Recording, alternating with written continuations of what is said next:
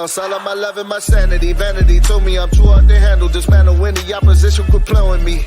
Brothers hella lame, how they get their name? Israelites lacking integrity. Politics made it to Israel, but it's not spiritual. Why can't I let them get next to me? Chef in the kitchen, he cooking, he cooking, he cooking. These niggas trying to steal a recipe. Look at my weaponry, that is my specialty. Lion of Zion, a Judah full pedigree. Repping my legacy. If I got a body rappers, then Mac, he gon' be the accessory. Judah the gang, and I'm repping it heavily. Vocals the same, but I got a new melody. I'm from the bottom of Rebel to Grepper Street. Haters, they hate me, they really be repping me. Yeah, they really be repping me. I went to war for some brothers who never had love and they heart or respect for me.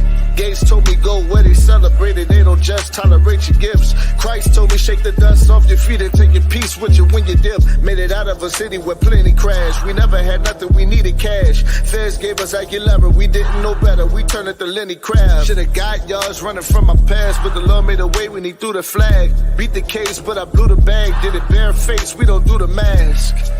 Now Protestant, Jesuit, Lutheran, now we don't do the mass. I just be watching they movement and how they maneuvering, slithering through the grass. Who gon' pity for the snake charm? Put them in the bag, shake the snake on them. It's never about who your haters, it's always about how much money you making on them. Put your riches in the most high, that's the best flip for the best price. Cash in with your house shy, I'ma die once, I'ma live twice. Balls mean, but my flow nice. Rep 12, not the pole lights. Chef, he the light of the world, I'm trying to keep all of my babies from pole light. You die once, but you live twice. Please don't get left, you'll have no rights. Me and Chef steam like bowl rice. This be getting 8 like 4 twice. I European, get your soul right. They don't hear me though, like no mic. How they supposed to know, like no advice? Children of the light, like no night.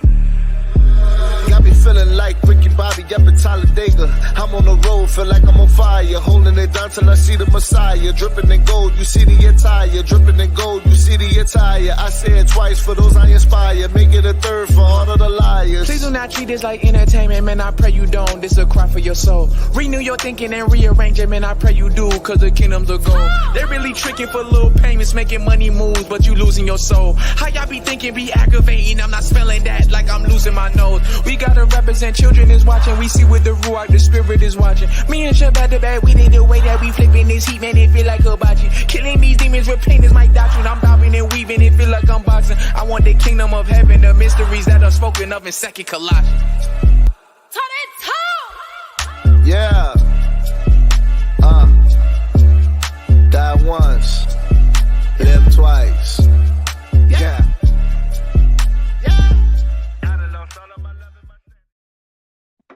Man, y'all know what it is, man. I lost all of my love and all of my sanity over here in Babylon, the Matrix. What it do, what it do, what it do. Shalom, brother Don Yehuda. How you doing out there today, brother? Hey, shalom. First and foremost, I want to give praise and honor to Abba Yah for letting us see yet another day, allowing us to wake up, be in good health, enjoy the Sabbath, and I'm doing good, bro. It's real crispy cold over here, man. We was in the negatives last night, and we still kind of is right now, so we're trying to stay warm over here. Man, I'm out here in the damn desert of Phoenix, Arizona, man. You know, and it'll drop down to 30, man. So I'm kind of a little bit on the weather. Y'all to bear with me on the day, kind of probably talking through my nose a little bit. But episode 38 today. 6 hours. 6 hours to live. Hold on. Oh, here we go. 6 hours to live. Death of the black dollar in the United States of America. Episode 38. And let me get the description. The description says, Black Americans spend over $1 trillion a year. The most out of any ethnic group in America. Time to talk about it. And as you can see on the thumbnail, it says, the Scoring Black Man podcast wants to know, can Black America get control of its spending? Who's getting our money? Very, very, very good question, man. Shout out to the brother Don Yehuda. You know he's our tech guy. He's our what you call it? Image guy. He does all our thumbnails and everything, commercials. But yeah, brother Don Yehuda, man, this is a good topic, man. Good topic to talk about. You know, you came up with this, man, and it was prevalent, man, because it was like, damn, this right on time, man. And we're doing this on Christmas Eve because we know you Negroes spend all your damn money. You spend all your money up. You know what I'm saying? And it's always the same excuse every year, Don Yehuda. It's for the kids. It's for the kids. No, it's not. It's for you. It's for you, Negroes. Stop blaming it and saying it's for the kids. Them kids don't give a damn about you going out and getting them something on on Christmas. They don't give a damn about they don't really give a damn about their birthday. As long as you get them something any days of the damn year. But especially these pagan holidays. Their birthday is all right. But these pagan holidays, them kids don't give a damn. It's all about you. Same thing come around Valentine's Day. Do you hear these women saying, Yehuda, oh, it's about the kids. They'll break up with you and divorce your ass. You don't have that damn chocolates. You don't have that chocolate and that teddy bear. It's over. You see what I'm saying? So, like I said, we spend over $1 trillion a year, period. But let me give y'all some statistics on what we spend on holidays during the year. And while y'all at it, man, hey, man, y'all hit that subscribe button, man, on the Scoring Black Man podcast. Hit the like button on this video. Go to Fire Talk Radio. Hit that subscribe button. Fire Talk Radio podcast to be exact. So let me get this research for you. These are 3 stats according to Think Now Research. Okay. So they did this research on African Americans and Hispanic Americans. And it says every African American and Hispanic family plans on spending over $500 this holiday season, right? With the exception over $100 billion in sales this year, right? But African Americans and Hispanics spend more than any other consumer during the holidays all year long. So it's the white man holidays, Don Yehuda, but these Negroes and Hispanics, they spend all the damn money. They spend a lot of money. The white man got a spell on you. You know, like the brothers of Adam said, man, he got his satellites in your head. Mm-hmm. It's his holidays, but you're spending all the damn money. So it says, on an average, African Americans spend 15% more, while Hispanics tend to spend 13% more.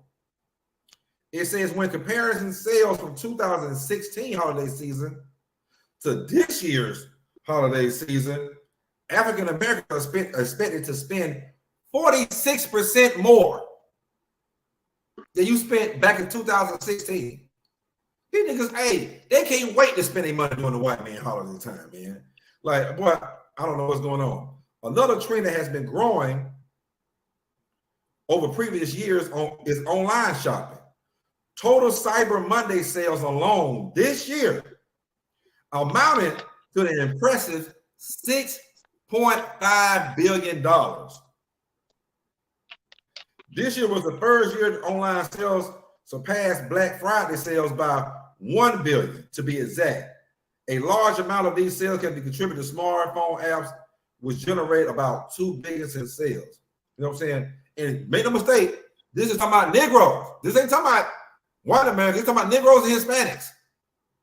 Right. You know,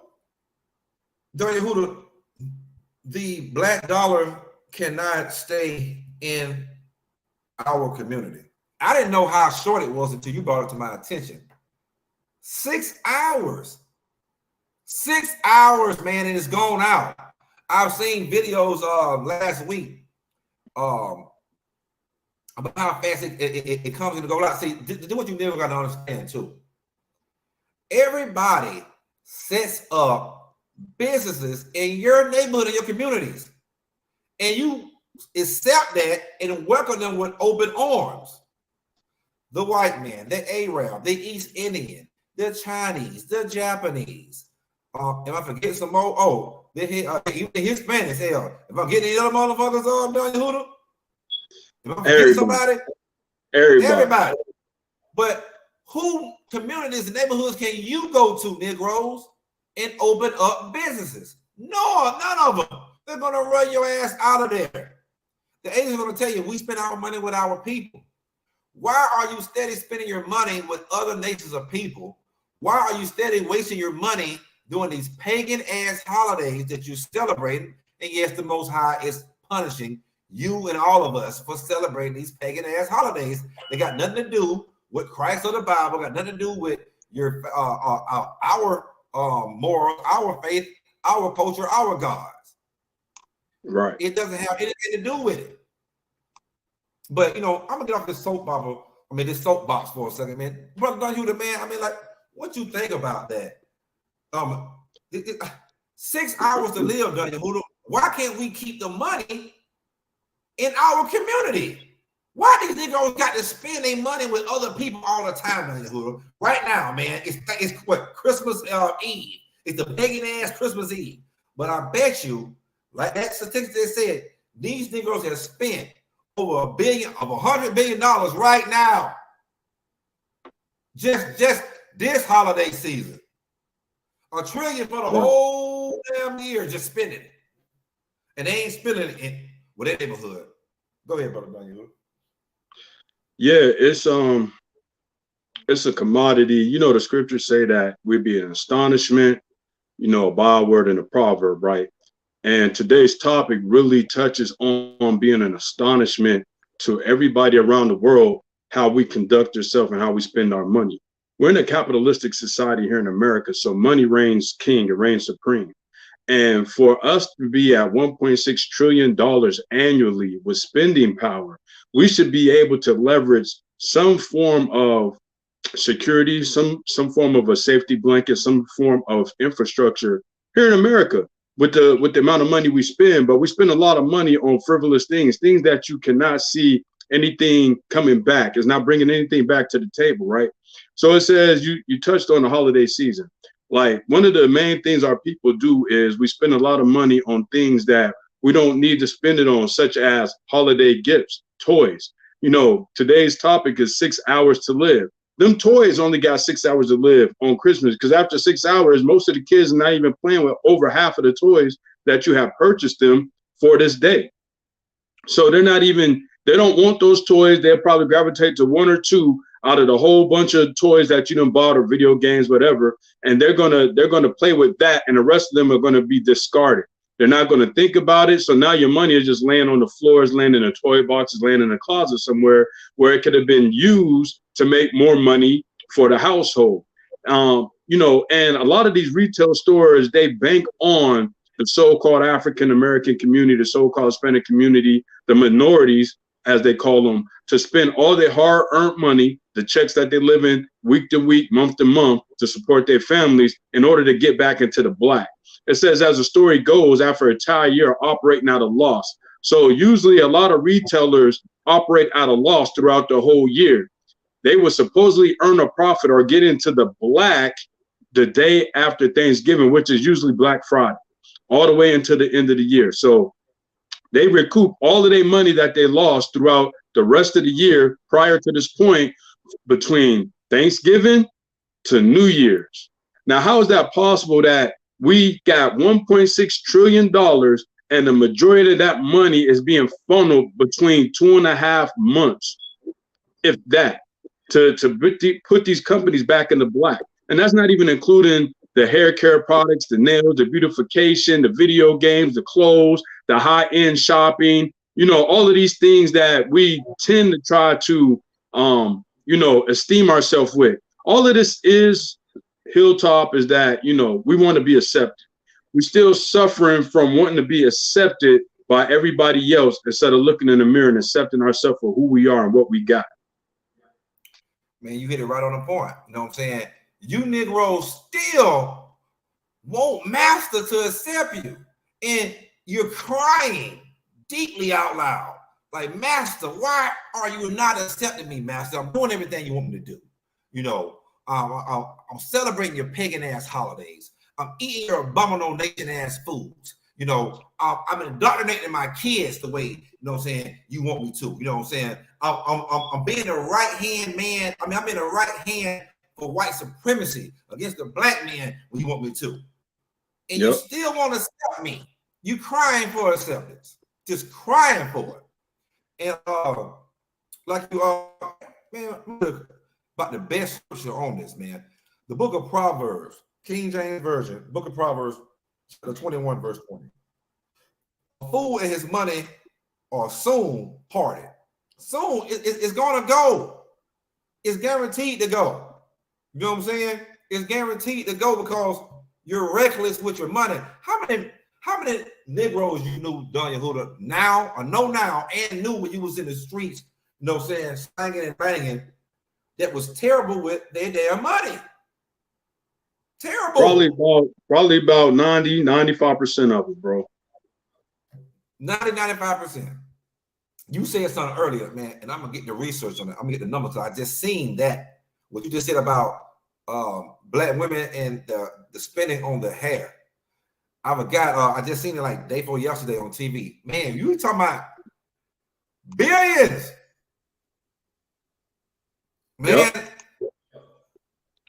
We got to start self-loving, and this is what we be trying to teach over here. We try to teach the self-love of the black man and the black woman. Because if you loved each other, really, y'all wouldn't spend that amount of money on no damn hair. You know, black man, you love each other, you wouldn't spend that amount of money on damn reckless amount of, I mean, just bullshit clothes, white man clothes, Gucci, Fendi.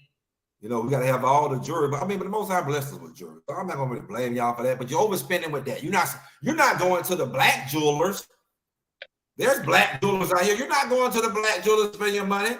You're going to the Arab jewelers, going to the white jewelers, you're going to the Asian jewelers. You're not going to the Negro jewelers to spend your money, Negro. You're not doing it.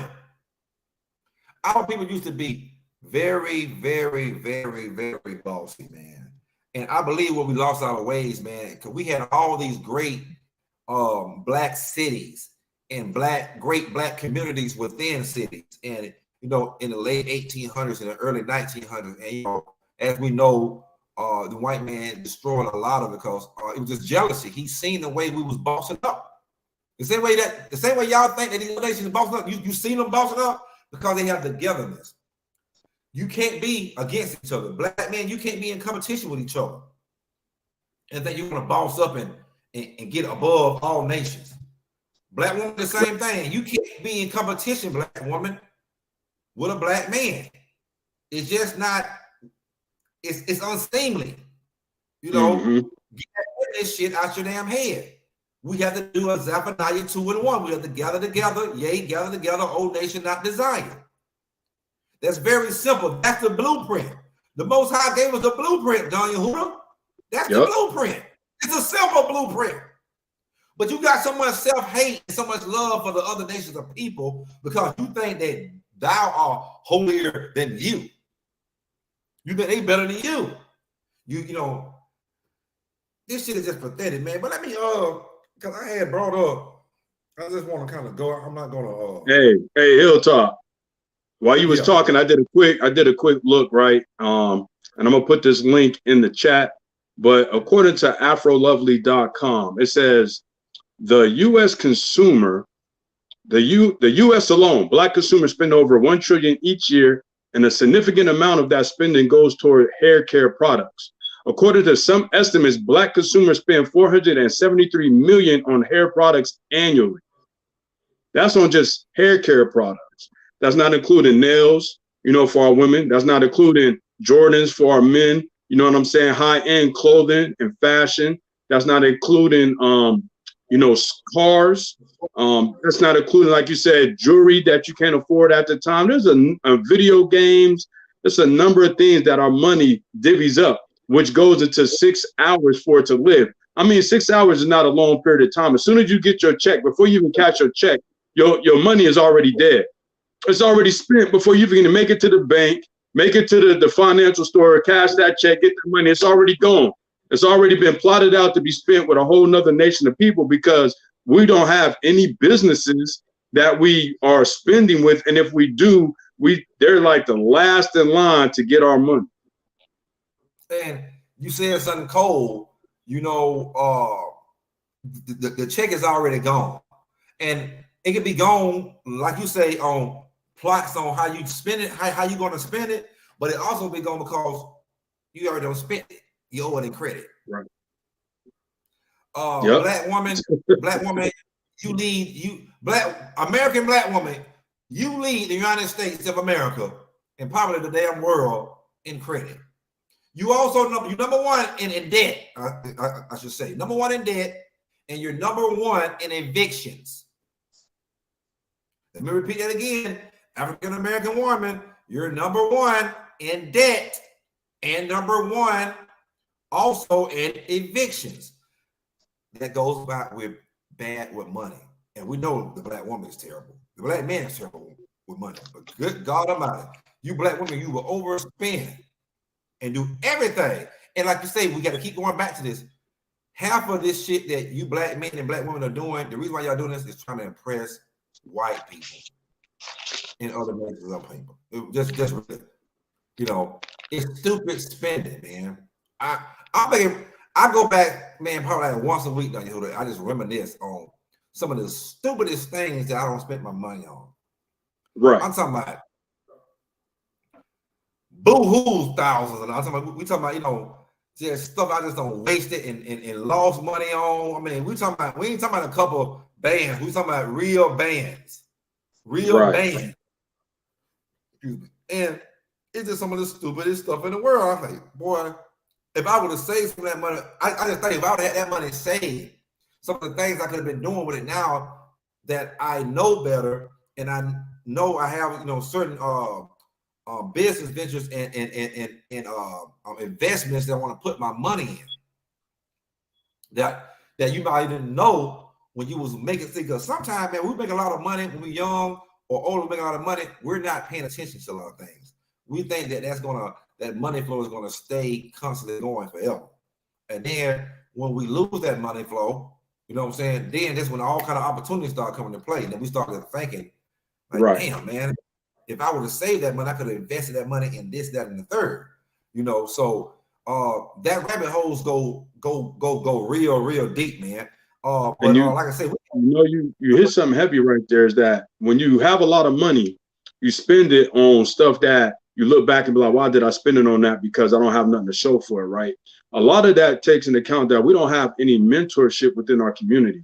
We're just now really seeing brothers and sisters, you know, getting on platforms, opening up themselves to aspiring young men and women that's trying to delve into the business lane and do entrepreneurship.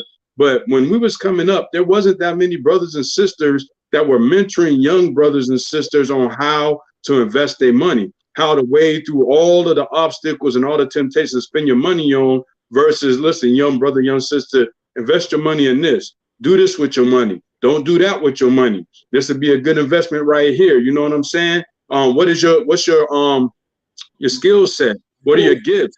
You know what I'm saying? Capitalize on those things. Invest in those things. We didn't have those people that was telling us these things. And first and foremost, if we had the scriptures and was really listening to what the scripture, because the scripture give us a blueprint first and foremost on everything that we need to do, right? And so it tells you, like in Ecclesiastes chapter 10 to 19, a feast is made for laughter. So when we get together, we eat and we always joking around, we having a good time, right? And it said, and wine maketh merry. So he gives you the wine in order for you to enjoy yourselves, to forget the burdens of the world. But money answereth all things. So all the ills that we have within our community, money is an answer to that. You know what I'm saying? We have health issues within our community. Money will provide us the health care we need because we can build and construct our own hospitals. We can fund our own doctors and nurses. You know what I'm saying? We have property damage. We can create our own insurance companies. We need safety within the community. We can pay for our own policing from our own brothers and sisters in that field. So there's a number of things that we need. Agriculture. We don't need to go depend on Walmart when we can then invest in our own farmers. You know what I'm saying? And agriculturalists in order to provide the food and sustenance we need to survive as a nation. So a lot of these things we have to really look at and see what is it that we're investing our money in, and is it profitable to us? Because if it's not profitable, then, you know, we don't really need to spend our money on it. Because in Sirach 29 and 21, it says the chief thing for life is water and bread and clothing and a house that covers shame. So these fields is what you would call a trade. These are your trade schools. These are the fields that we need to start concentrating on. We need to start educating ourselves in, and we need to start funneling our money towards in order for us to build our community up into a self-sufficient community. Man, these niggas always talking about building a nation, building a nation, building a nation. We can't build a nation if we don't have a military. We don't have our own hospitals, our own schools, post offices. We don't have, you know, our own military. I say military, but you know, we don't have nothing. We don't have our own land, and all we can get any of these things is through money. Right. You know, our money. You know what I'm saying? We got to get that through that. And let me just take a quick 5 seconds to say, you say fuck the scriptures, buddy Baker, fuck you. So let me also get into just give y'all Negroes some motivation of some of these. See, I think we still have a fear down here. You know, it's an instinct fear that that came from, you know, every time we had these major cities and communities, besides cities as well, that we was thriving into, the white man always come and destroy. He dropped dynamite, explosives from the sky in Black Wall Street in Tulsa, Oklahoma. In Rosewood, he said, you know, some black man did something to a white woman. You know, they always say that. That's amazing. They said that for Tulsa, Oklahoma too. So that, you know, they always say this, and I think our people just say, you know what? Instead of just building again, we're just gonna make money and spend our money with them. Maybe they will accept us. You can lay down. Y'all said the hell we're making our own money and building our own, because they keep burning it down. So what we're gonna do in order to be accepted, we're just gonna work hard and spend all our money with them and put their damn kids through colleges. You know what I'm saying? Build their houses, build their communities, while we just spend all our goddamn money and work hard and die with nothing to pass down. See, they put fear into the Negro during those times. But let me get some of these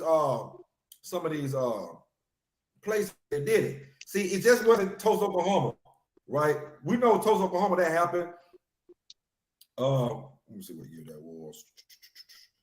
That massacre came in 1921, right? Brutal. But we also have Colfax, Louisiana massacre in 1873. We also have the Wilmington, North Carolina massacre in 1898. We also have the Atlanta, Georgia massacre in 1906. And, you know, there are videos on YouTube for each one of these right here. And you can also, there's articles. Also, the Elaine, Arkansas massacre of 1919. You have the Rosewood, Florida massacre of 1923. You know, and these just some of them. You have cities in Georgia that's flooded out. They lakes now. You go down, you swim down in the lakes, and you see damn houses and streets. Probably gonna find a lot of dead bodies down there, but they flood you out. But we can't let that fear of back then stop us.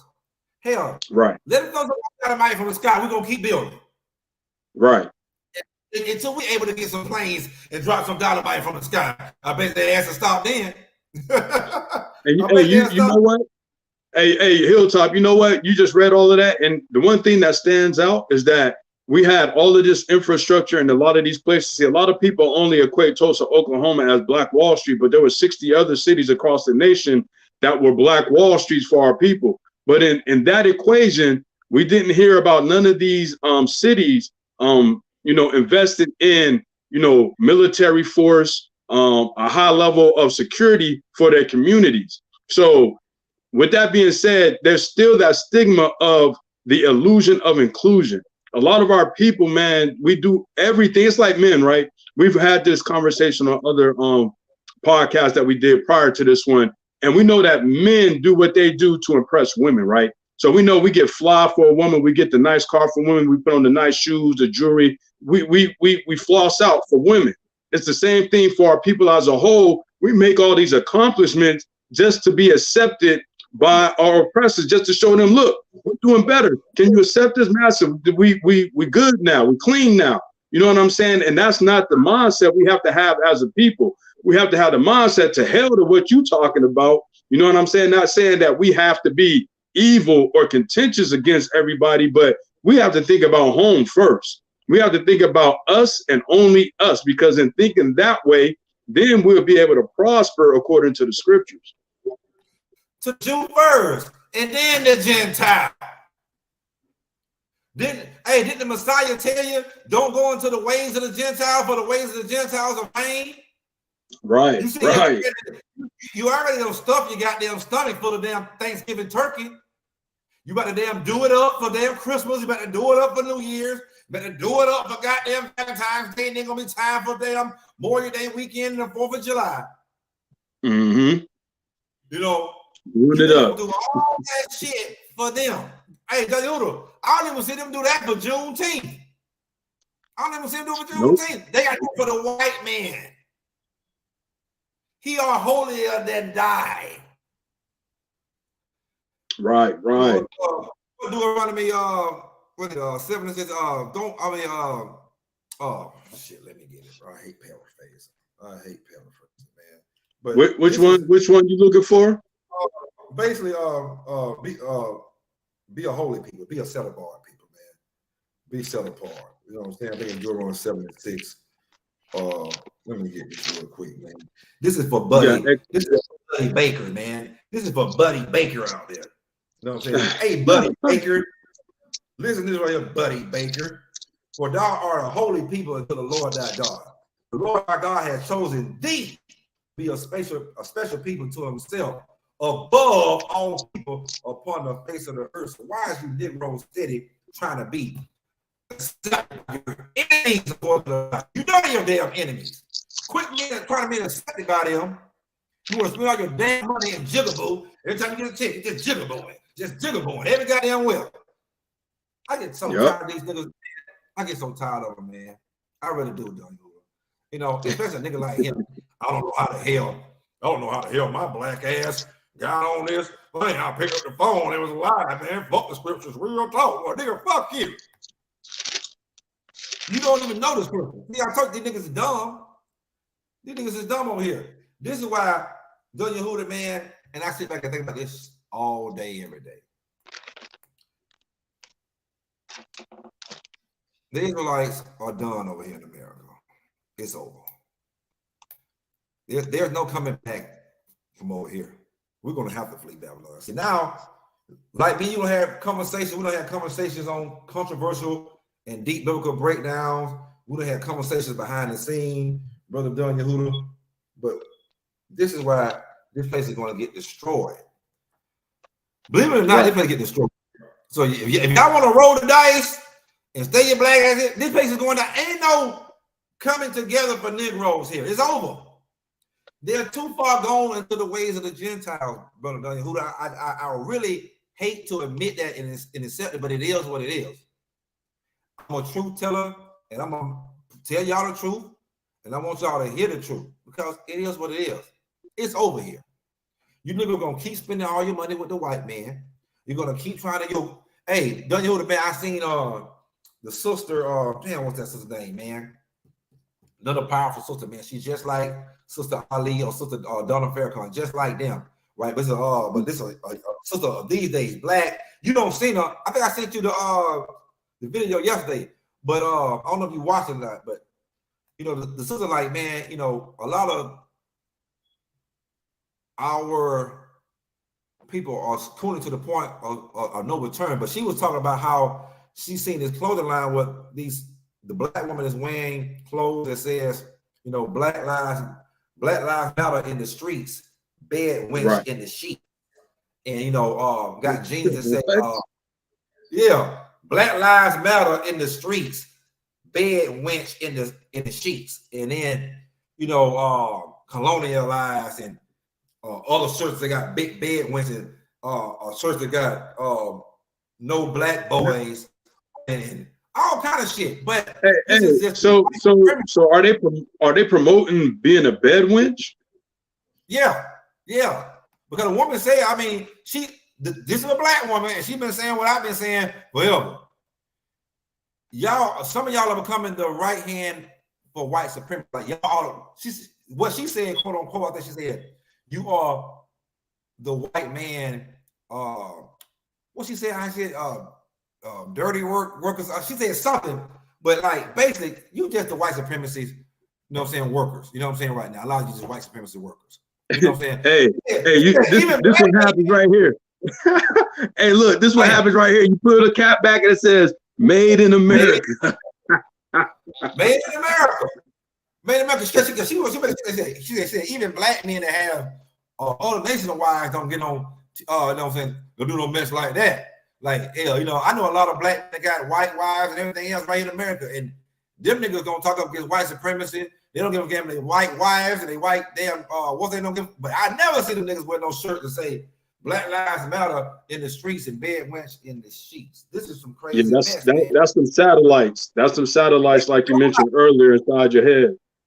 And there is not only the black woman and the black man kid as well, because you know a lot of the black men are being raised single mother style, but also they want to be accepted by the white man. You get all these rappers up here. All the audiences, oh, you're messing with my white buddy. They'll kill you, Donnie. Who do you tell them? Hey, man, get that Gentile away, man. If Gentile finna try to steal your money, just fly. They enjoying the ride and getting out the benefits. But you can't do the same thing with them, though. See, don't even understand. If the roles were reversed, they wouldn't be treating you the way that you treat them. You know, Negroes' feelings get hurt, don't you? How many Negroes you've seen in real life, feelings get hurt when the white people or other people don't accept and do the things that they let them come and do?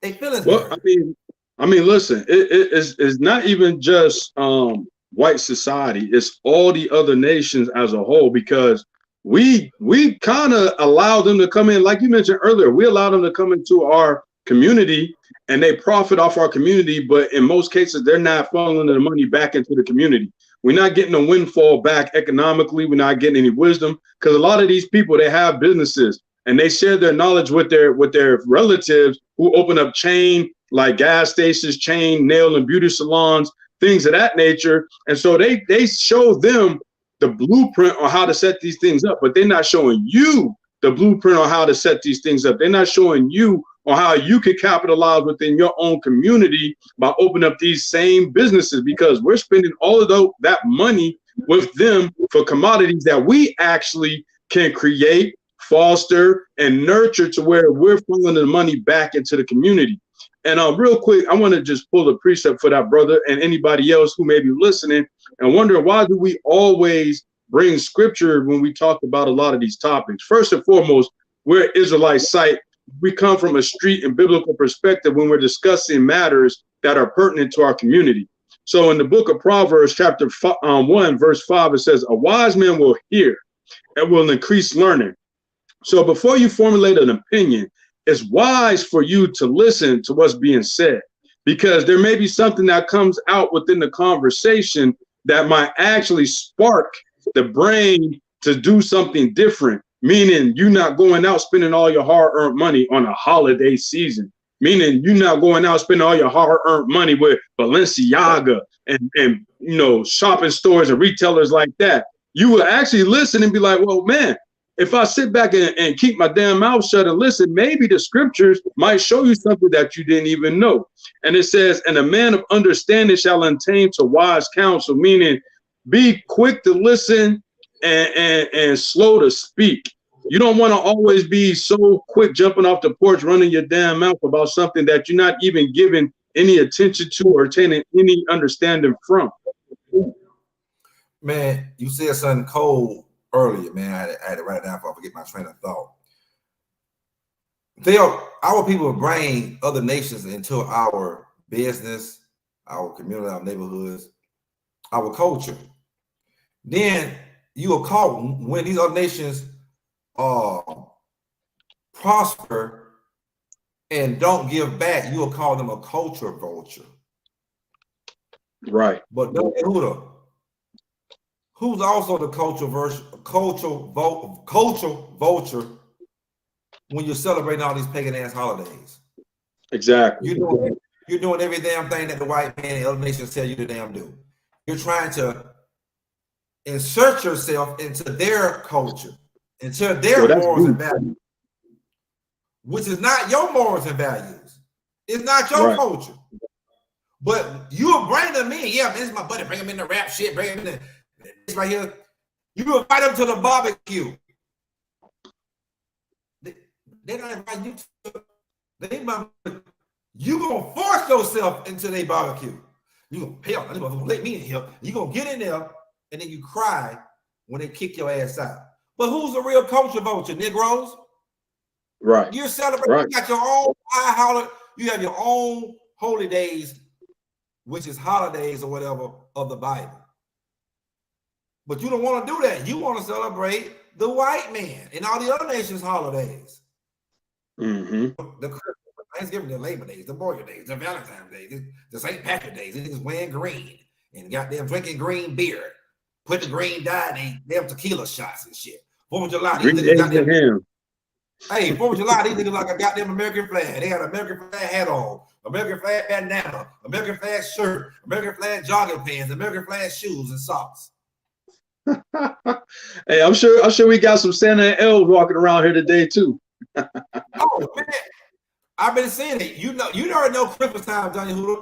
They bring out all the ugly ass motherfucking all the ugly Christmas sweaters, the damn Bill Cosby Christmas sweaters. They're gonna bring them out.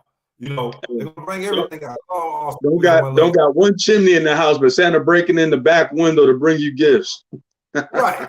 You know, you leaving this fat, obese, damn devil cookies and goddamn shits, you know what I'm saying, and milk at night. You know, you're telling your kids, you can your kids to this fat white man with a red suit on, put them on his lap. He's saying, ho, ho, ho. And you buying all the gifts and giving all the glory to this damn Gentile, damn heathen that you don't know that's dressed up in a goddamn red outfit with a fake ass beard on. Right, right. Now, how retarded can that be, Yehuda? See, this is why I say it's over with. You know what I'm saying? And we're gonna do a show on that one day. I can talk about that all day long. It is over with here. We're at the point of no return. I'm sorry that you keep telling you. This is why the Bible keeps saying, I mean, you know the behind the scene talks and the on the scene talks that we talk about, Johnny Hooter. You know what I'm saying? Right, and keep telling you to flee. Let me keep telling y'all, what other damn captivity have we been in where we ain't have to flee? It's over here. This is like, boy, this is worse than Egypt over this motherfucker right now. This is worse than Egypt, man. Y'all are so far gone. Out of the truth, you're gone. In the truth. Now you in the truth is gone. You're gone. You're gone. Man. But what we're gonna do, man? You ready to get into this clip, Brother Don Yehuda? Yeah, let's go ahead and jump it off with that because it's gonna touch on a lot of things, especially about the 6 hours, you know, and the power of the dollar and how it can benefit our community. A lot of these things is not only historically proven, but scripturally proven that money is a defense. And when you have wisdom coupled with money, then you're almost unstoppable because the Most High is going to allow you to prosper even in the land of your captivity. And we're going to show you that in the scripture too. Come on, man. Until then, man, y'all hit that like button, man. Y'all hit that subscribe button. Subscribe to the Storm Black Man podcast. Go to Fire Talk Radio, Brother Daniel, the Fire Talk Radio podcast to be exact, and hit that subscribe button. You got to put in Fire Talk Radio podcast, and you'll see them pop up. And when you pop up, y'all hit that subscribe button immediately.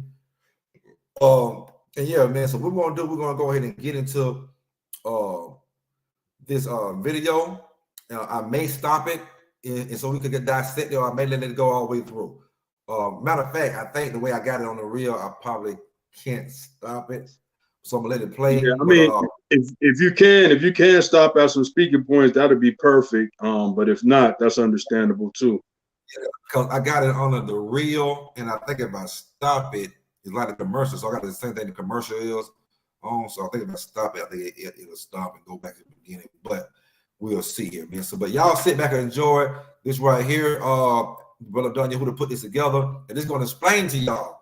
You know what I'm saying? This is very important, man. Our finance, we got to really teach finance how to save money, and how we save it. We have to spend it within our community. But I see a lot of you Negroes, y'all want people to spend money with you, but you don't want to spend money with the Negroes. And then you want to talk about Negroes not spending money. No, it don't work one way. Hey, black, I'm black. Come spend all the money with me.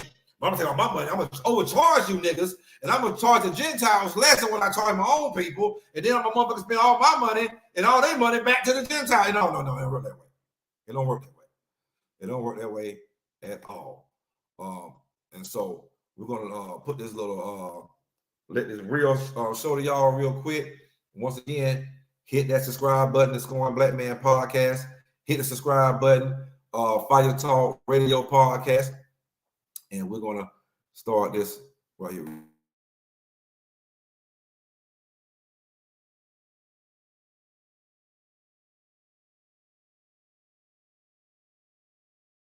Good morning, good afternoon, and good evening, and welcome to this week's episode of Maconomics. I'm your host, Ross Mack, and I'm here to try to help you get to the bag. Dig this, man. We got an amazing episode because we're talking about the black dollar, the power of the black dollar, and why black wealth matters. At the end of the day, man, we talking about the dollar that's in your pocket. So you got to ask yourself, what exactly are you doing with it? And more importantly, how are you spending that dollar? Are you supporting people that look like you? Because the statistics are going to show that the dollar is going to leave the black community in less than 6 hours. Listen to that. That's crazy because in the Asian community, the dollar is going to stay in there for about 28 days. In the Jewish community, it's going to stay in there for about 19 days and about 17 days in the white community. That's problematic, man, because the black buying power is over $1 trillion. But only 2% of that, only 2 cents on the dollar is actually being reinvested back into black-owned businesses. I think you guys all may have heard about Black Wall Street, but understand how it came about. Over 100 years ago, there was a gentleman who was a GOAT by the name of O.W. Gurley. He came across a plot of land outside of Tulsa, Oklahoma, in a small town called Greenwood, and he was like, look, I'm going to develop this land and I'm only selling businesses and land to people that look just like me. Over years, man, they built over 600 businesses. I'm talking grocery stores, churches, movie theaters, you name it, barbershops, clothing stores, the list goes on. But the reality is that back then, a dollar would circulate and stay in that community for over a year. The legacies of Black Wall Street, it's important for people to remember because there are so many people who have no idea that there were these vital, dynamic places where African Americans were living out their vision of the American dream, creating opportunity and hope and progress for their communities.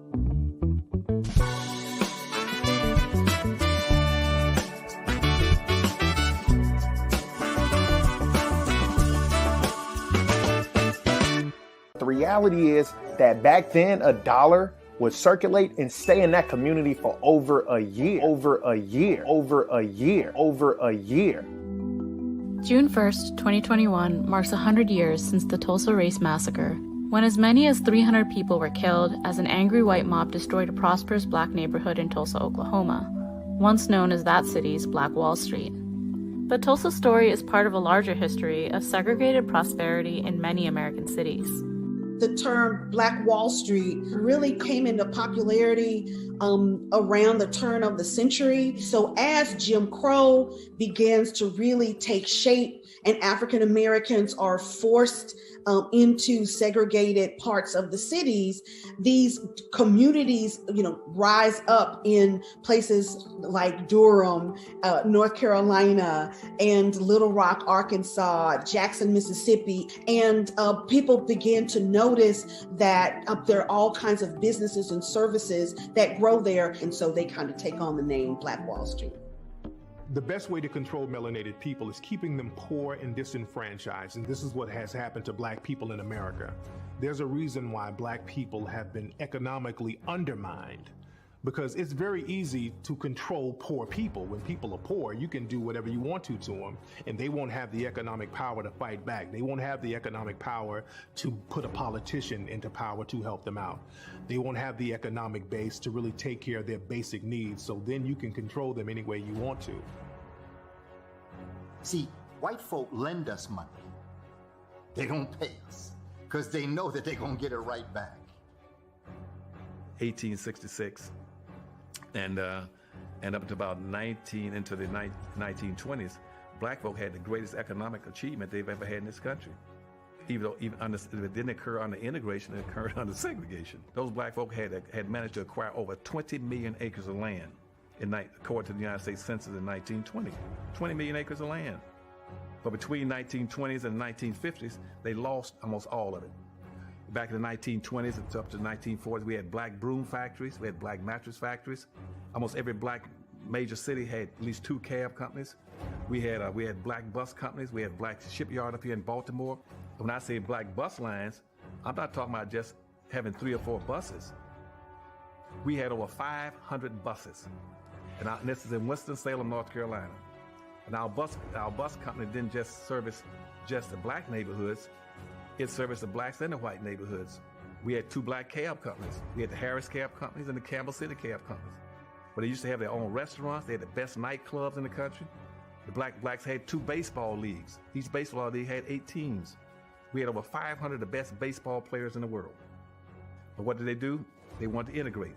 So as soon as they put Jackie Robinson on the Brooklyn Dodgers, black folks said, we'll give up all of our black baseball leagues, black teams, and all our black players, and we can just get one black boy to play on a white team.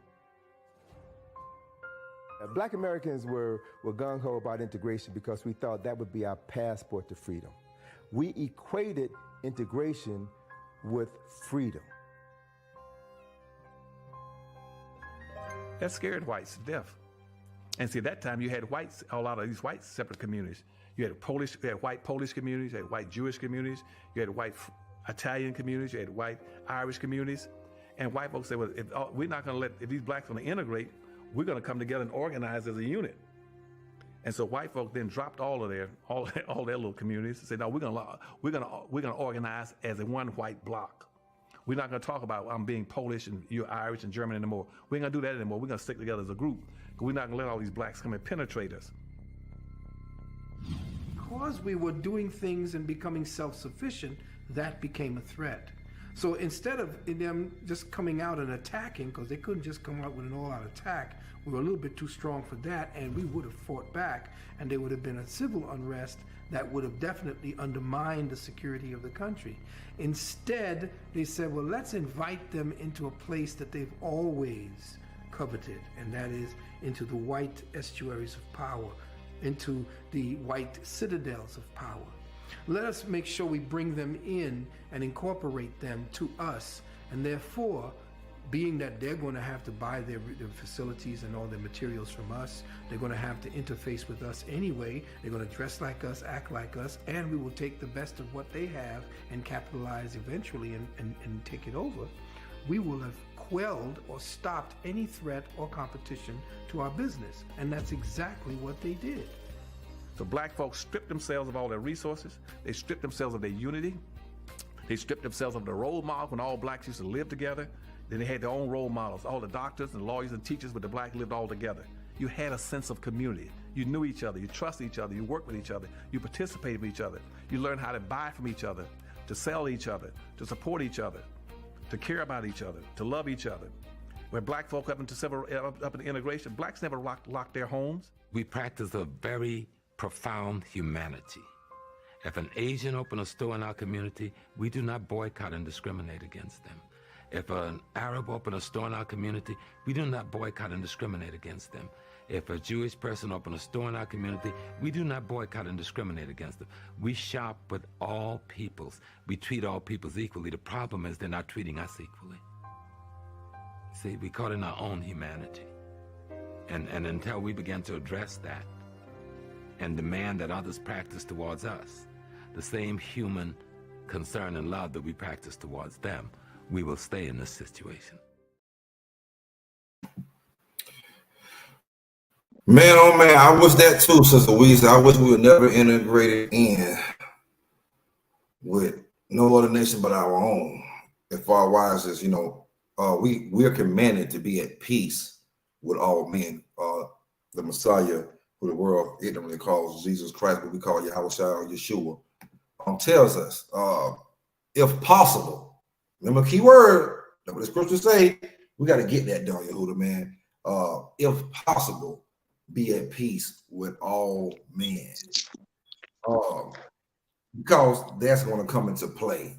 when we break down some of these points that are around. And the first point I want to get to, Brother Daniel, was the first, I got it all in order right here. Black Wall Street money stayed in the community for over a year. 6 hours right now. 6 hours. Death of the black dollar. 6 hours to live. That mother living 6 hours is over with. You Negroes, as fast as touching your damn bank account in your hand, is as fast as you spend it. Yep. It's around, man. Black Wall Street money stayed in the community for over a year. 1 year. 1 whole year. They told you they were having, hell, they just didn't have buses in our cities, our community. We was out there taking the white people. You know what I'm saying? We was transporting them places. But all it takes is a few, we trust in oppression. When the scripture tells us don't trust in oppression, but we trust in oppression, man. You know what I'm saying? And we trust these demons so much, man. I just can't wait to master. Oh, but we shining right now, but master's gonna accept us. And master, yeah, come on, niggas, come on. And then the ones that didn't, nah, man, we good. We ain't trying to integrate. Those are the ones they dropped the dynamite. Those are the Rosewoods, and I mean the Black Wall Streets, the Rosewoods. They got damn the cities in Georgia, you know what I'm saying? In my state of Georgia, flooded a lot of cities. There's a lot of cities flooded all throughout the South. You know what I'm saying? But especially in Georgia, black cities thriving. When you don't want to integrate in, hey, boom, man. Oh, it's flooded, man. Oh, my bad, the pipes bust. You know what I'm talking about, New Orleans, Katrina. Y'all know what I'm talking about. Huh? Y'all know what I'm talking about. Y'all know got flooded. It's places right now, lakes. They lakes now, but they were cities. Right. They ain't dry. There's still bodies and houses down there. Them ones. You know what I'm saying? Somewhere down there, I hope it's somewhere down there. It's a nigga with a damn spear in a heathen goddamn neck.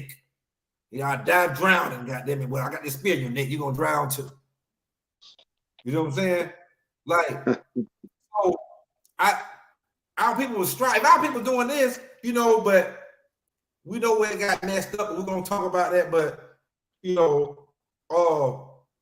my man said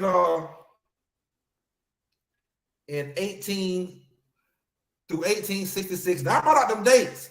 Didn't I bring out them dates? You know what I'm saying? When I started here, I know them cities. 1866 to 1920. But really like around 1922. But he said 1920. Well, he said into the 1920s. And he's exactly right, because like by around 1922 is when they really started to destroy all the black cities. We own 20 million acres of land, Don Yehuda. That's a lot of land, bro. And soon lost it all. You know what I'm saying? Master don't trick you into out there. Come on, I accept it. I'm gonna steal your damn land too, niggas.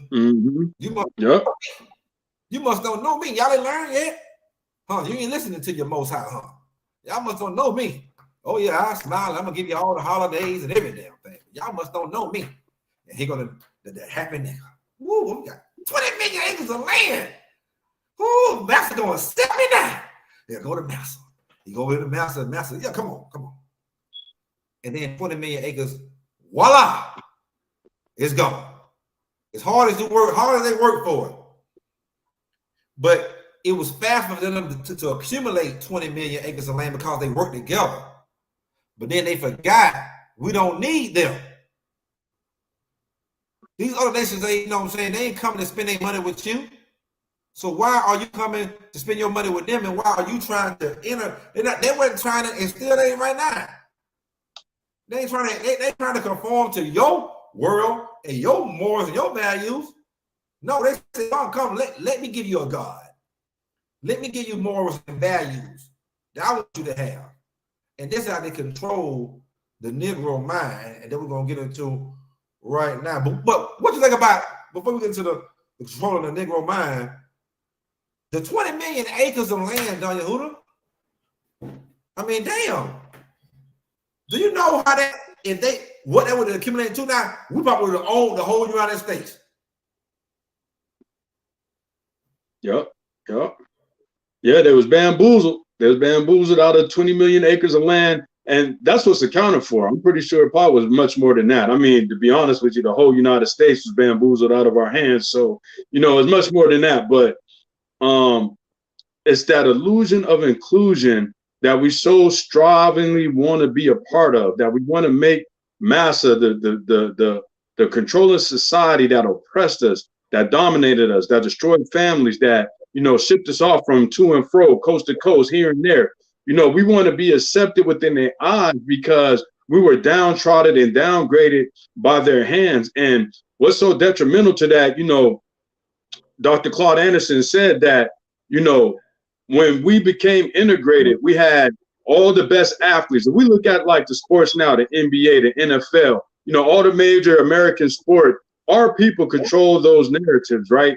But yet we're still operating under the helm of a white or Jewish sports owner or team owner. But we can actually open our own franchise, our own leagues, just like we had the Negro League back then, and have all the top players. We get all the revenue, generate all the resources. They want to sign all the multi-trillion-dollar contracts with us, but yet we don't want to do these things. You know what I'm saying? Because we're comfortable with being in a society that gives us crumbs off the table versus us taking the meal and making our own dinner plate.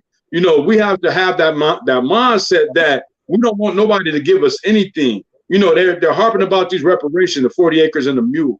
And I totally understand the stance from where they're coming from. But you can't ask your oppressor for the handout. You got to take the handout. And I'm not saying we need to go to war or anything like that. That's not what I'm going to say that I'm saying on this platform. But what I'm saying is when you actually are placed in positions of power within that infrastructure, you don't have to lift not one gun to destroy that infrastructure or that nation, because we're already in places of control. We already know how it works. We already employed in all of the necessary lines of employment in order for us to actually be a nation within this nation. Matter of fact, let me get that in Genesis 49 and verse 8. It said, Judah, thou art he whom thy brethren shall praise. So we see from the time that we always did a movement, we've always been praised because everybody else would emulate what we're doing. They seen us start marching. They seen us start educating ourselves. They see us start, instituting neighborhoods and communities that's self-sufficient. Everybody else start following suit. And it said, thy hand shall be in the neck of thine enemies. What that mean? Let me make it clear for you. Our hand is in the neck of our enemies. Exactly what I just said. We're in all the pivotal key spots within this infrastructure in order to either take it over, to topple it, or to create our own nation within a nation. We don't need a handout. We already have doctors. We already have lawyers. We already have policemen, firemen. We already have military units. We already have agriculturalists. We already have educators. You know what I'm saying? We have all of these things and more within our community that's placed within key pivotal spots within this nation we know as America, to where we can be in control. That's how our hands is in the neck of our enemies. Because without us, this place will fall. If they was to get rid of us right now, this place will fall, not even overnight, in a matter of 6 hours or less. The scriptures say 1 hour is the destruction. So if the destruction 1 hour from fervent heat, I can only imagine it'd be like 1 or 2 hours if they were to try to get rid of Negroes in all spots. You understand what I'm saying? Because we're that pivotal, yet we don't understand how pivotal we are. This is why we out here spending crazy amounts of money on things that has no relevance, because we're still trying to puff ourselves up into a self-acceptance amongst others. We hate ourselves. We don't love ourselves. If we loved ourselves, we'll look at what's going on in our community. And then we would start funneling those monies, that $1.6, $1.9 trillion spending money, into infrastructure that would build us up, that would support us, that would raise our little boys and girls and our little babies into a more better lifestyle than what we have right now. And you might say, well, listen, we under the curses, but I can show you in the scripture, which I'll show you in a minute, where even in captivity, we were given instruction on how to prosper even within captivity. Man, you hit some fire points, man. and they're gonna lead right into the next thing. But I want to touch with you when you first start talking. You start talking about, we have enough athletes and sports players to make our own leagues, and this has been broken down by other sports players. I seen one about 2 weeks ago. I think I might have brought it up in a show or so about a couple of weeks ago. So all it takes is this simple. If you get the top 10 NBA players, right? They come together, they put up, Daniel, and it's so crazy. They only put up $100,000 a piece. That's a million. But they go take out a loan. I think it was 10 million. You put 10 million together. 10 million a piece. Then they go get a loan together. They start that league. That loan is going to be paid off probably the first year, but within the first 3 years. And they grow from there. But just not only can these sports players do this, you other entertainers, you actors, whatever you damn do, if you in the entertainment business, and that goes all the way down to our levels and below us. This is all Zephaniah 2:1. Gather together, yea, gather together, O nation not desired. You Negroes is the nation not desired that this mama keep talking about. And you commanded to gather together. Right. All these places one, you trying to be individualites instead of the Israelites who you are. You want to, I keep trying to say all the time, you want to boss up and boss down on each other. Everybody want to, if they in a team, they can't work together. Everybody trying to be the star. Right, exactly. Everybody worry about getting all the accolades. Crabs in the barrel. That's what's wrong with you Negroes. And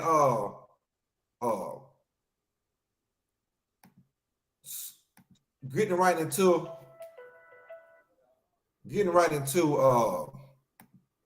I want to piggyback. So now what you were saying, let's get into the controlling of Black people by keeping us poor. The controlling of African Americans. That make that perfectly clear. And well, not just African Americans, but we're gonna say the Israelites all over the four corners of the earth. Because it's only 5% of them boats came here. I'm gonna keep stressing that. Only 5% of them boats came here. So more of our people is scattered. Most of them, a lot of them is throughout the countries of South America, Caribbean, island. Then we got, us over here. Then we got, ones over there in Europe, the ones scattered in Africa, the ones throughout Asia. Hell, some ones down there in Australia. Hell, like I keep saying, there might be some ones in goddamn Antarctica, living under the damn ice. But I tell you what, we're gonna be in the condition right here. They're gonna control all of us by keeping us poor. We make the money, though. We've been discussing. We make the money, but how they keeping us poor? By we're giving the money right back. Right back. It's the quickest things, huh? Boom. You know what I'm saying? That joke ain't hit no other black hand but yours. Went right back to the white man or whatever nation that you in. You know what I'm saying? They have to control you, man. And a big way of controlling us is keeping us here. And where we at? To control. Keeping us here. I talk about this all the time. Negroes don't have passports in America. I said 40% of Americans, period, do not have passports. 40% do have a passport. So 60% do not. So out of the 40% that do, Negroes is at the bottom of that 40%. I forgot to say it was under a million black folks with a damn in America with a passport. Can you believe that? Under a million Negroes in America. You know what I'm saying? They want to keep you here. See, they give you these challenges. They give you all this TV. try to tell you this country is bad, this country is bad, this country is poor. Oh man, this country blah blah blah blah blah blah blah blah. And Negroes think, I can't hear Negroes talk. They think they'll talk about the white man over here all day, Don Yehuda, but then he's gonna treat them better than any other nation outside of here. But they never been nowhere outside of here. Right. The white man got the gates around your ass. He don't want you to go nowhere. You're the money. You know how it is, Don Yehuda. You know what I'm saying? When you was in the streets, you want the plug up under you. You don't want to go nowhere. He might grit off and find somebody else. You keeping them up under your motherfucking ass. And then with the white man, we're the plug. Negroes, you the plug. And he's got a chokehold on your ass. He's like, no, you ain't going nowhere. I don't want you to find out nothing good else over here. You know what I'm saying? I'm the best thing smoking over here right now. Mm-hmm. It's just that damn deep. They keep you here. They make you want to stay here. You complain and complain, you're march, but your black ass don't want to leave here because they make it very kind of comfortable for you, and they able to control the media. They able to control you. Indoctrination, the schools, the single mother households, the TVs, the social medias, every damn thing is control the rappers. Come on, man. They do not want us to leave this motherfucker right now. You just said, Don Yehuda, you know what I'm saying? When the Bible was talking about, you know what I'm saying, this motherfucker be destroyed in 1 hour through them damn nukes. Now imagine how long it'll be if we get the hell up out of here. And our money, or we say, damn, we're gonna shut down our money from y'all, and we're gonna spend our money somewhere back. All of them you get to drive an hour to go to a black goddamn gas station. All our money is gonna be spent with black. We eating that black. When we eat out, we eating that black place. We go to a black grocery store, we can find it. And we can't find it, we go to a black market. It'll be over with, man. Yep. It'll be over. It'll be over with. Over. You know what I'm saying? Shout out to the brother K. Judah, man. Y'all go over there to the K. Judah show and hit that subscribe button, you know what I'm saying? And go to Queen Naphtali, ADUIC, New School of Thought, and hit that subscribe button. Also, Fire Talk Radio, the brother Don Yehuda, who's bringing that fire with my better buddy in crime, and also the Scoring Black Man podcast. You know, we're just trying to edify our people and just bring it, you know what I'm saying, to you. But what, Don Yehuda, man, what you think about, also hit that like button, hit the subscribe button right now.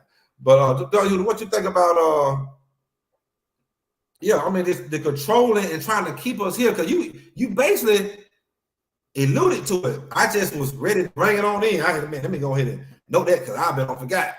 You know what I'm saying? We don't, you know what I'm saying? Everything just flowing. You know right.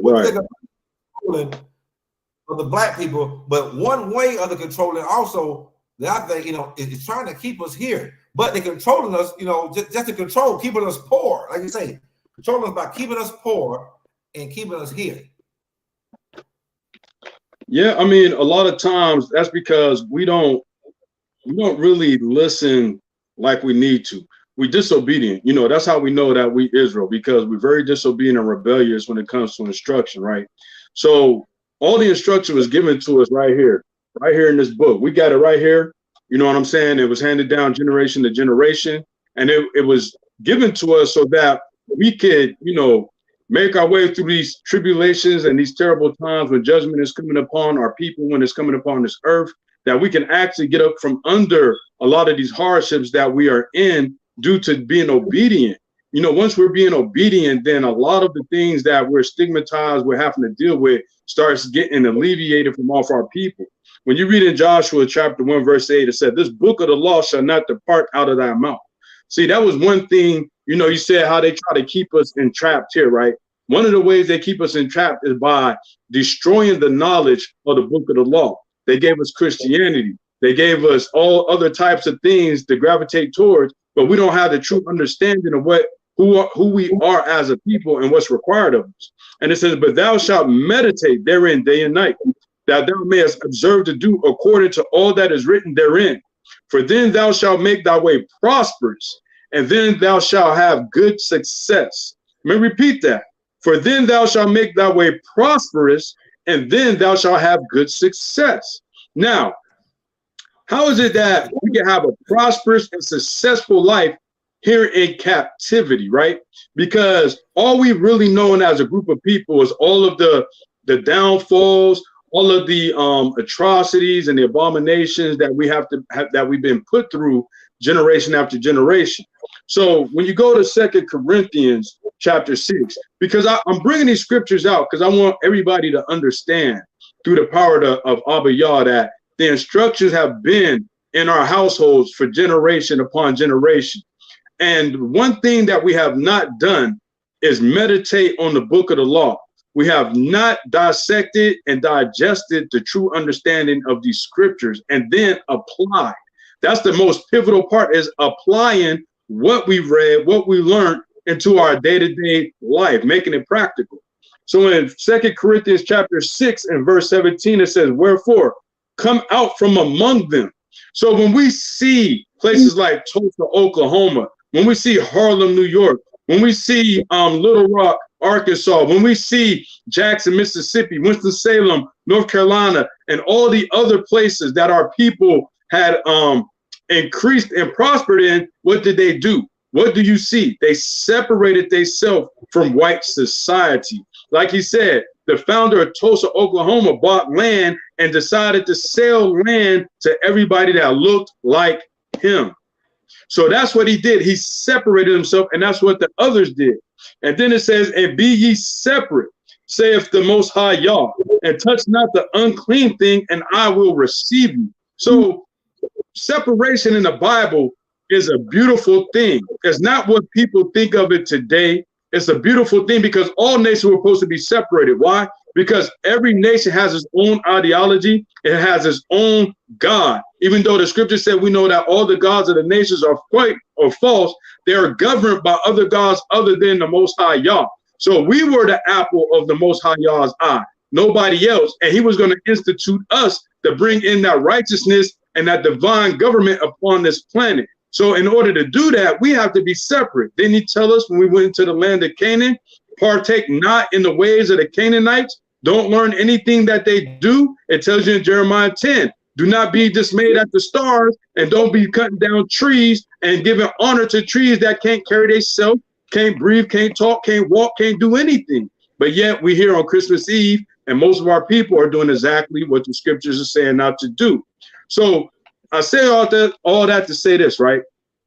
Because I said earlier that the scriptures, even in captivity, shows us the way to prosper. Those cities were just preludes to how you can prosper in captivity. If you're unable to leave out of America, then you have to leave from around the people that are keeping you downtrodden and keeping you in a mindset of sin and participating in sin. So when you read in Jeremiah chapter 29, I'll start at verse 1. This is the blueprint. Now listen to this. Listen to this, because he gave you the blueprint to the Israelites who are in captivity at this time. And listen to what he tells you. It says in verse 1 of chapter 29 of Jeremiah. Now these are the words of the letter that Jeremiah, the prophet, sent from Jerusalem unto the residue of the elders which were carried away captives, and to the priests, and to the prophets, and to all the people whom Nebuchadnezzar had carried away captive from Jerusalem to Babylon. So now we got the context. This is to all the captives that's still in Babylon. Jeremiah sent the letter to them, and he's going to give them instructions, sound doctrine, in order to prosper even within Babylon. Verse 4, thus saith Abba Yah of hosts, the God of Israel, unto all that are carried away captives, whom I have caused to be carried away from Jerusalem unto Babylon, who I have caused to be carried away from Jerusalem to the four corners of the earth, as mentioned in Deuteronomy chapter 28, verse 64. It says, build ye houses and dwell in them. Stop. Build ye houses and dwell in them. What that mean? Create and found your own community. Not build your housing on the same block as these wicked heathens around you, but build you houses in your own community like we see in Tulsa, Oklahoma, and all the other places that prosper. And it says also, and plant gardens. Oh, did it say go to Walmart, go to Food Lion, go to Tops? No, it said and plant gardens, meaning You got to build up your agriculture, build up and support your agriculturalists, your farmers. So that way you have something to eat, because food and water is the cornerstone to survival. If you don't have that, then you're nothing. You're dead upon this earth. So it says to build houses and plant gardens and eat the fruit of them. Take ye wives and begat sons and daughters, and take wives for your sons, and give your daughters to husbands, that they may bear sons and daughters, that ye may be increased there and not diminished. So he's telling you to give your sons and daughters to your own people, so that way you can be increased in the land of your captivity. Why? Because Judah has his hands in the neck of his enemies.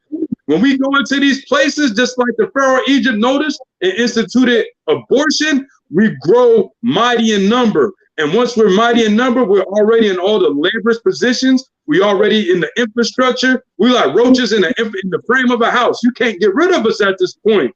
You can't get rid of us. So what we have to do, we have to build houses. We have to plant our own garden and eat thereof. And we have to give our children to one another, so that way our numbers increase. And then it says, and seek the peace of the city, where they have caused you to be carried away captive. So it is saying, when you're in your own land, when you under your own rulership, this is in captivity.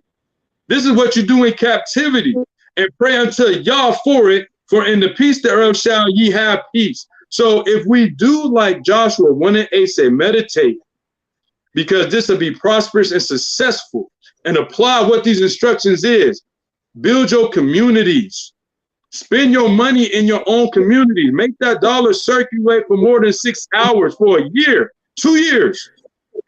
You understand what I'm saying? How does that happen? Because I'm going to Hilltop, because he's got a grocery store. So I'm spending my money with him. Hilltop coming with me because I got the lumber, so they can start building houses. We go spend with Sadat because he's a contractor. He's building the houses. Then we go spend with K. Judah because he's the chief of police. So he's going to set up the security for the neighborhood, and so forth and so on. And that's how the money circulates within the community. And this is how we become prosperous. But Negroes don't want to do that. Negroes don't want to listen to sound doctrine. But right here, like I showed you in the scriptures by the power of Abba Yah, that he's given us instructions for us to be prosperous and successful, even in the land of our captivity.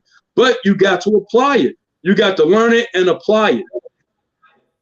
Man, he been, you know, we got it out every week. Got another, you ain't got together, oh nation not desire, but they don't want to listen. But hell, you don't brought out the damn fire right now and just brought it all the way out. We instructed in these captivities to be at peace, but be separate and damn do our thing together, gather together and set up our houses, our business, keep the money within our community. But just like a lot of our forefathers, man, they got to go to the Gentiles. I guess the Gentiles have more fun, don't you, man? They love the wild orgies, you know, all the little nasty shit that the Gentiles do. They want to eat all the pork. You know, they want to eat all the damn catfish and the goddamn little lobsters and all that shit. They want to do everything. These Negroes look so happy when they're around Gentiles, but they so sad when they're around each other. And I got the answer. Sister Weezy had left a question up here, man. And, you know, we about to, you know, just talk about the whole thing. She said, what can we do to change this? Our people is not trying to come together and build Black communities. Well, hell, I already said it. And it's over here, Sister Weezy, to be quite honest with. This is my personal thoughts, you know, just yeah, man, it's a catfish, man. They gotta have it, man. But it's over with over here. It's over with, you know. And if we read the scriptures enough, we see Babylon is destroyed. Our people go crazy. It's all kind of unseemly things. You finna start seeing bestiality and everything. These niggas not going to spend their money with their own people. As much as killings they have seen, as much knowledge has been brought out, you know, over the last couple of years, just with us being the Israelites and people knowing how they see other nations work together and boss up. They know these things. Right. We're on the spell under this place, man. This place has a real spell, man, here. Yeah, sorcery at its highest. This is what I see though, brother John Hewlett. When I go out the country, all the Negroes from America be so happy they work together, they got all the business, and they keep the money in the community. These niggas go out the country, it's like the spell, the doo-doo just come all out the eyes and out the ears and everything. They can see everything clearly, they can hear everything clearly, and they gather together and they start businesses off this US dollar over in other countries. And they be so happy, ain't no killing. It's so much camaraderie. There's no camaraderie here. So Sister Louisa, I pretty much, my opinion, I think it's over with. But for all of the awakening black folks, whether or not you in the Hebrew Israelite community or you just awakening, period, we have to separate ourselves from other nation, keep our dollars in our pocket. Stay away from the integration, because integration has destroyed us. That's the number one thing that has destroyed us when we integrated. This is why Christ kept telling us, go not unto the ways of the Gentiles, for the ways of the Gentiles is vain. You know what I'm saying? You know, stay away from them. Be at peace, but stay away. Stay the hell away when it comes down to spending your damn dollar. You got to be around them at work. You got to be around here. All right, cool. You know what I'm saying? You go to the bars. I'm saying, now, you know, I have a little chit chat with them, but I ain't finna go into their ways. And it saddens me that we have to spend our money with these people because we don't have any black businesses. That's the sad part. That's why I said it's over with over here. You know what I'm saying? Maybe when we get the hell up out of here, and maybe some of y'all might want to stay here and die. You know what I'm saying? But I damn sure would promote you, telling your kids and your grandkids to get the hell up out of here, because it's going to be, you think it's hell now, it's going to go to another level. You know what I'm saying? It's going to go to another level. But we wanted to bring this to y'all just to show you, you know, we make the most money, man. We make this money. But we just can't keep a hold to it because we love our oppressors so much and we hate our own people that we're willing to just, you know what I'm saying? And by doing this, make no mistake, by spending our money outside of our community, we're supporting white supremacy. That's why it's called the death of the black dollar. Because you supporting your own damn death. You know what I'm saying? You're funding white supremacy. You know what I'm saying? You're funding the destruction of your own people. Man, oh man. Immigration. Funding immigration also. If I may, Hilltop, I just wanted to you know, Reggie back off of that with the sister. Also, there's another thing, like he said, you know, the scriptures do tell us that we should depart out, you know what I'm saying? And if possible, start looking into those avenues to do those things, you know what I'm saying? But if you're unable to do that, then the first step for you being here in America is to start trying to implement the things that the scriptures say. You know, we want to start spending with our people. That don't mean just spend with any old Negro, unfortunately, but try to find brothers and sisters that have businesses that's beneficial to the community. And they're doing things behind the scenes that's building up the community. You know, they're investing back into community. You don't want to just invest with anybody that's just getting your money and then they're not investing, or they're funneling the money outside of the community. Find brothers and sisters that have businesses and they're looking to build up the community. Also, I'm not a big proponent of banks, but if you're into the banking system, I mean, we all use it. Find you a black-owned bank. And always do your homework on anybody that you invest in and that you do business with to see what it is that they're doing behind the scenes as far as with their money and their time and energy, and make sure it aligns with what you're doing or trying to do. You know, a lot of times we don't have money on the individual level, but there's a thing called group economics, right? Where we pool our money and resources together. I mean, that's even in the scriptures too. When you read in Acts chapter 4, verse 34, it says, neither was there any among them that lacked. So there's many of us that's not lacking for anything. For as many as were possessors of lands or houses sold them and brought the prices of the things that were sold and laid them down at the apostles' feet, and distribution was made unto every man according as he have a need.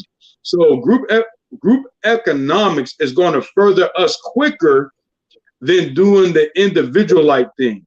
So if we need to start building up our own community, getting houses, building up, you know, taking over neighborhoods to where all of our people in that neighborhood, all of our righteous people in that neighborhood, or building up, getting land and building up one from scratch, we need to start practicing group economics, pooling our monies together and then start funneling it into these projects. That way we can start building them up, because one thing is for sure and two things for certain. You cannot beat temptation day in and day out when you're surrounded by temptation. You understand what I'm saying? When you're surrounded by sin and sinners and people of other nations who don't consider your beliefs and your ideologies and your sovereign, the Most High Yah, you're going to, at some point, one of you or two of you are going to succumb to some temptation. So the better way to help ward off of that is to separate, get our own thing. That way we can govern ourselves within these little sanctuary pockets that we have until we are either A, able to get up out of here, or B, until the Most High makes a way somehow, some way that he sees for us to do. And you know, and I would like to, you know, encourage you, brothers and sisters, look into being a digital nomad. Remember that word, digital nomad, digital nomad. This is you know, Americans, and also, you know, people from the UK and other people from outside, you know, countries, going to other countries and working online, but getting paid the US dollars. But a digital nomad really American, because you're getting paid US dollars and you can stay abroad. So, you know, COVID showed us that we can work from home and work in other places and still make money. So you have a lot of Americans, white and black now, a whole lot of black, you know what I'm saying, that are getting the hell up out of America. And, you know, you could go, like, our people are deep everywhere.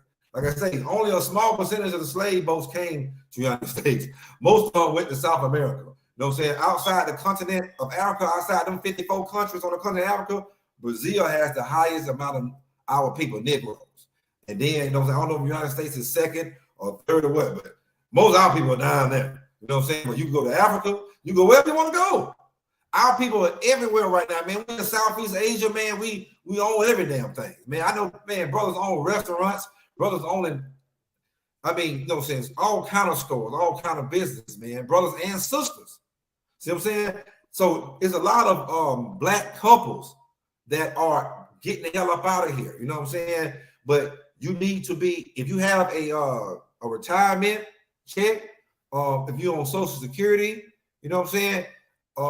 You can stay in some of the countries, get the hell away. Because if we don't build a community here, and I don't see it happening, because when all these niggas been talking about, I haven't seen anybody coming close to try to even buy 200.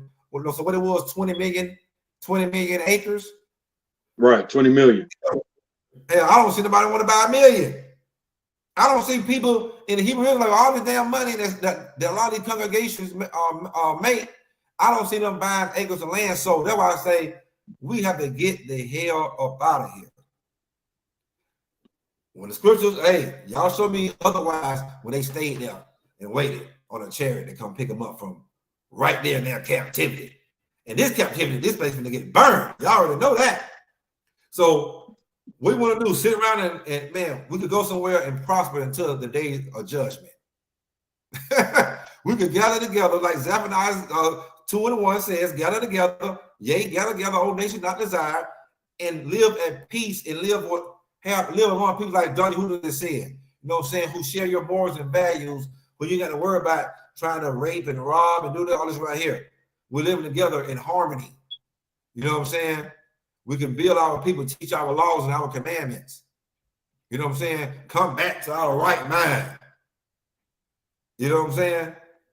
But look on ways to make money. Look at brothers and sisters that stand abroad. Reach out. They'll reach back and answer all your questions. You know what I'm saying? Reach out to all the black expats and the black digital nomads. Hell, reach out to the white ones and whoever else goes. Hell, a lot of white people don't leave America. They know what the hell going on. You know what I'm saying? But reach out to our people so you can see what's going on in these other countries and try to make try to do some kind of job that you can either work for yourself with an online business, or you doing an online job, being a digital nomad. But get that money up. It don't cost much. Trust me and believe it. You niggas living paycheck to paycheck here in America. You can leave any damn time. Boom. All right. Well, I'm done. All right. I'm gonna take this paycheck right here. And I'm going to motherfucking what's the name? You know what I'm saying? I'm taking these 3 bands. I'm gonna move to so and so. You know what I'm saying? If you got the job or the retirement checks or the disabilities or whatever, you know. So, brother, don't you got anything to say? Just to end it out on my end is just you know, like you said, reach out no matter what the ethnicity is to get the information. And that goes back into what you brought out earlier, which is Romans 12 and 18. If it be possible, as much as lieth in you, live peaceably with all men. So, you know, we're instructed to try our best to live peaceably amongst all men, meaning don't have a certain level of hatred in your heart to where it'll shortchange you from getting the information and using the resources to your benefit. You know, a lot of times we deal with a level of hatred due to, you know, the history of what happened to our people. And we know that all nations had a hand in the destruction of our people or the deportation of our people. But you also have to remember that even in the Bible, there were heathens that took pride in helping Israel out when we needed help. So don't shortchange yourself by alienating somebody who might not be of your same stock, but understand your plights and understand your struggle and understand the truth. And they're looking to help you out because the Most High put them there to help you out. You understand what I'm saying? The Most High he's going to use who he chooses to use in order to accomplish what he wants accomplished. So with that being said, you know, I pray that everybody got some edification out of today. Try to spend your money wisely, try to get financially literate, try to also do your homework in other parts of the world, because like Hilltop said, we scattered across the 4 corners, which makes us an omnipresent people. Everywhere on the planet, you'll find one of us, if not more of us there. So with that being said, all praises to Abba Yah for yet another Sabbath to get together, disseminate this information. One love to all the brothers and sisters in the chat that tuned in. And I ask that once this is over, share this stream, share this live with friends and family and associates. So that way, you know what I'm saying? It could be a conversation opener. It can, you know, touch on some points dealing with financial literacy or dealing with coming together, like Zephaniah 2:1 said. But share it with your friends, family, and associates. We appreciate it. And definitely till next time, Most High, y'all willing, we'll see you next Sabbath. Man, Brother Don Yehuda, man, it was always an honor and pleasure going to battle with you, brother. You know, man. Yes, sir. Likewise. You know, we do it like LeBron and Wade, man. You know what I'm saying? Used to do it, man. You know what I'm saying? No, it's kind of like LeBron and AD now, man. You know what I'm saying? Getting kind of old. We're getting kind of old. But you know, I like to end the show with my scripture, Ecclesiastes 12, chapter, verse 13 and 14. Let us hear the conclusion of the whole matter. Let us hear the conclusion of the whole matter. Fear the Most High God. Keep his commandments. For this is the whole duty of man. For the Most High God shall bring every work into judgment with every secret thing, whether it be good or whether it be evil. And like the brother Don Yehuda said, pass this on to your mothers, your grandmothers, your family, your friends. We kept it kind of PG for you today. It should get monetized. But hey, pass this thing along. This is great edification. We want to, you know what I'm saying, just bring just an edification of how important the black dollar is, how important it is to keep our black dollar within our people, how important it is to love our people, love each other enough to spend our money, spend our time with our people. But until next time, I'd like to give a shout out to all the brothers and sisters in the chat. Y'all go subscribe to the K Judah Show. Go subscribe, you know what I'm saying, to Brother Don Yehuda, Fire Talk Radio. Subscribe to the Scoring Black Man podcast. And special thanks, like I said, to all y'all brothers and sisters out there. Too many y'all to name, but y'all know y'all love Weezy, Miss Coleman, Mika, you know what I'm saying, the brother Obadiah, Rhea, and everybody else. I can't really, Professor Lovely Lady, I can't forget about you.